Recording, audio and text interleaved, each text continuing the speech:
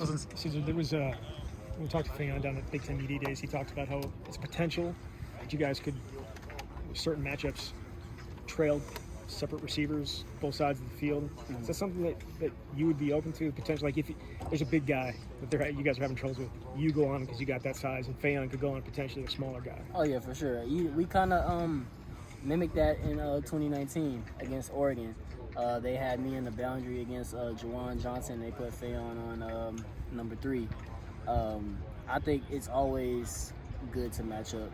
I mean, I would love to follow a number 1 receiver all game, but if the number 1 receiver is a smaller guy, it would make more sense to put Faion on for matchup purposes. But I think me and Faion are good enough and trust each other enough to, I can go left side, he can go right side, and we can play there the whole game. It doesn't matter who we face because we're going to give it our all. We trust ourselves, and we know we can go out there and guard anybody.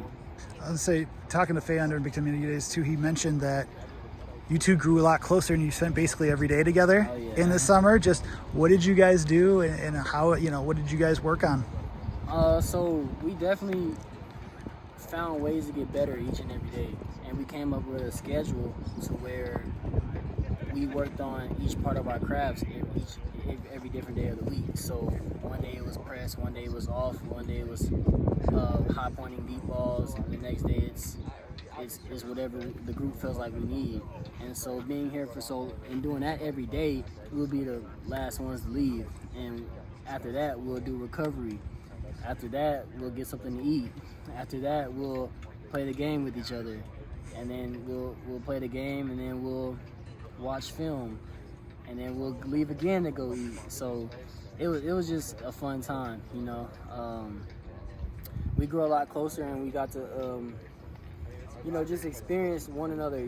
He's from Texas, I'm from Florida, so we're both from the South, so our vibes just connected. Our vibes just the same, so I like it. I think it's something like DT and Nick had. I think every good pair of corners have to have that relationship to be successful on the field. I was gonna say, what's one thing that you learned about Faion this summer that you didn't know about him before? That is a good question. What did I know about Faion? I mean, now I feel like I know everything, but one specific thing, I know he's having trouble raising a dog. I mean, he's doing okay. I think my parenting would be a little different than what he does now, but everybody has their different styles of parenting, and I witness it. So I think that's one thing I like to see about Faion, because pretty soon I think we all, hopefully one day, they'll raise our own families. So he's starting early with the dog. I would say, with the whole NIL process, just what's been the most surprising aspect of the NIL process that you've had to try to navigate through? I think the most exciting is, of course, just, here's some money for this post, or here's some money, we'll give you this much for if you, represent our brand. I think that's the most exciting part, but, the most surprising part of it? The most surprising part is that it passed, I was surprised about that. That's really much. That's pretty much it. Last question for you on my end. Just what's one player that fans should know about that could break through for fall camp? That's good. I think I want to say on our D line.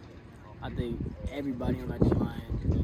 Of course Keanu Benton, but Johnson,